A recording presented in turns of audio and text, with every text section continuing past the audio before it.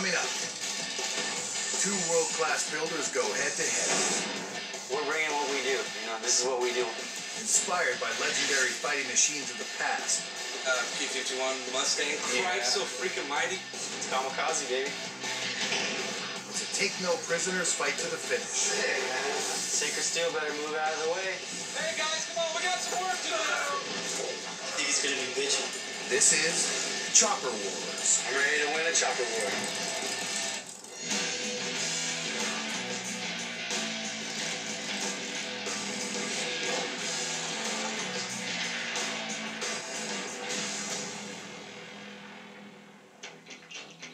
It's the calm before the storm.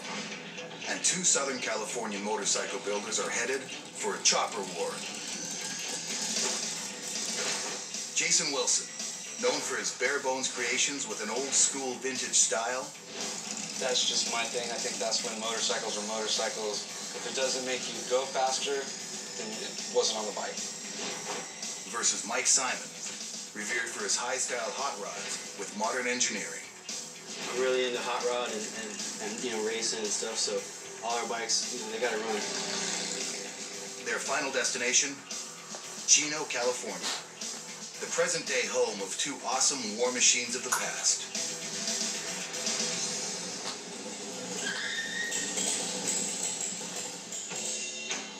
Here to deliver the challenge, Baron of Biker Battles, Hugh Chopper King. Your mission today is to build two, from the ground up, custom motorcycles. Jason, your inspiration will be the American P-51 Mustang. Mike? Let me guess. Its mortal enemy, Zero. the Japanese Zero. Oh, you're on a suicide mission, buddy. Suicide mission, all right. Let's hope history repeats itself. For you.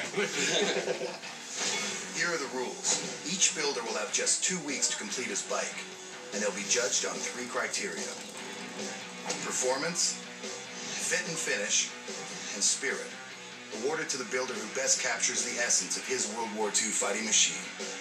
So take a close look, very close look, and I'll see you in 2 weeks. The battle lines are drawn.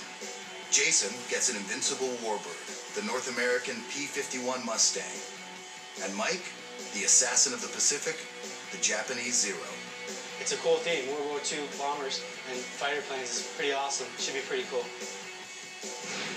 2 weeks from now, Mike and Jason will be back with their finished bikes to go head-to-head.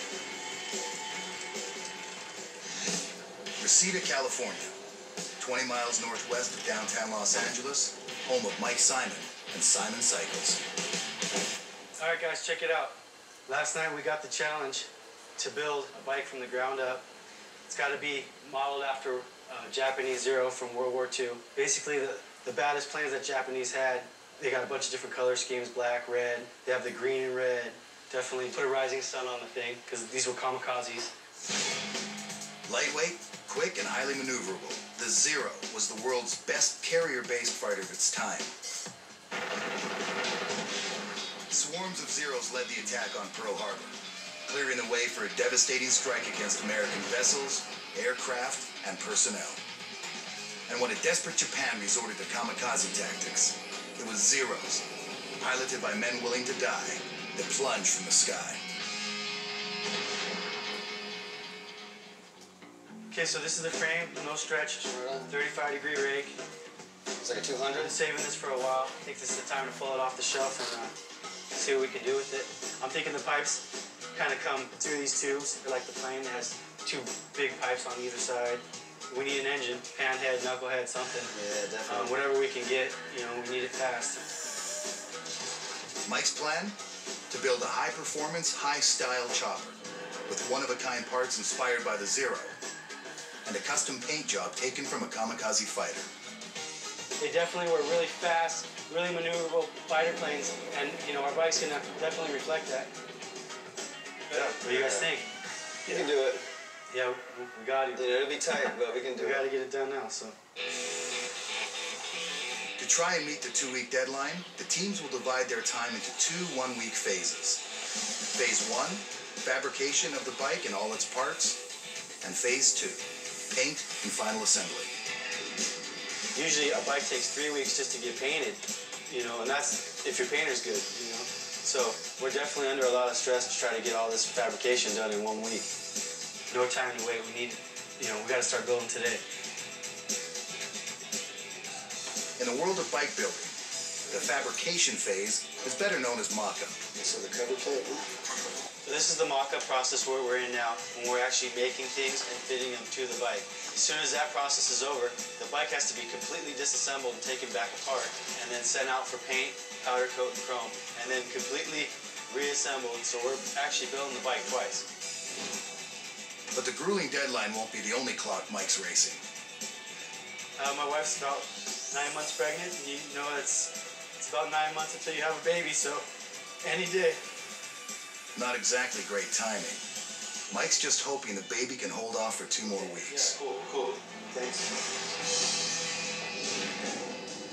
30 miles east of Simon Cycles is Duarte, California, the home of Jason Wilson and Sacred Steel. Off to a late start, Jason's been up half the night researching the P51 Mustang. All right, team meeting. All right, so we're gonna be basing it on this plane specifically. A lot of aluminum, little paint, some lettering. What motor are you gonna run? It's period correct. It's gonna be period. So We'll go all authentic. No new Widely considered the best long-distance dogfighter of the war, the P51's excellent range, firepower, and durability made it the ideal escort for Allied bombers. And the model that Jason's focusing on has an especially distinguished past. The Cripes and Mighty, the same model piloted by legendary World War II ace Major George Preddy, a hero of American aviation, credited with 26 air-to-air kills. the engine has it down 6 German brains in 6 minutes. Don't get better than that. The plan is simple: to build a one-of-a-kind chopper using authentic, handmade parts, old-school engineering, and a clean line style worthy of a P51. Looks good, right? Good. Committed to staying all vintage, Jason's picked a frame he custom designed in the style of early 20th century board track racing. Period correct. But old-school parts can be hard to find, and with a tight deadline, they're already under a lot of pressure. So I got 2 weeks to put this bike together. A little bit stressed out about it, but all my friends came down to help out. Let's get everything tight. I need to make a template, and then you can pull the motor out. The motor is an original 1946 knucklehead that was in pieces when Jason bought it. Been trying to put this motor together. It's been over 2 years just piecing it together. It'll get running. Definitely. They're good motors. Named for the knuckle-like appearance of the rocker boxes on top of the cylinder heads, the Harley-Davidson Motor Company first introduced the knucklehead engine in 1936. The original overhead valve V-twin motorcycle engine. It set the standard for years to come. The P-51 Mustang had a similar effect when it joined the Allied war effort 5 years later. Powered by a supercharged V12 engine, it was this powerful motor that helped give the Mustang the edge over enemy dogfighters. Knuckleheads are bitchin' motors. We got the motor, guys. All right on. That looks like a World War II airplane motor to me. Echoing their contrasting styles, Mike picks a panhead motor, Harley's quieter and cleaner replacement to the knucklehead back in 1948. But unlike Sacred Steel's vintage knuckle, Mike's pan is a brand new reproduction. All right, let's get to engine. Right in. Man, that was smooth. More often than you think, sometimes we get a motor in, it just don't go in. We gotta notch the frame, do what we have to do to get the thing in. And on a build like this, we can't have any of those problems. Here we go. The new engine's a perfect fit, but there's a problem. We need some wheels. They were supposed to be here at 12 o'clock. It's a little past 12 and we don't have wheels yet. So we're waiting on wheels. Hopefully they get here soon so we can keep going. If we don't get the wheels today, we're behind big time. So where the wheels at? Would you like to go for a ride in that bike?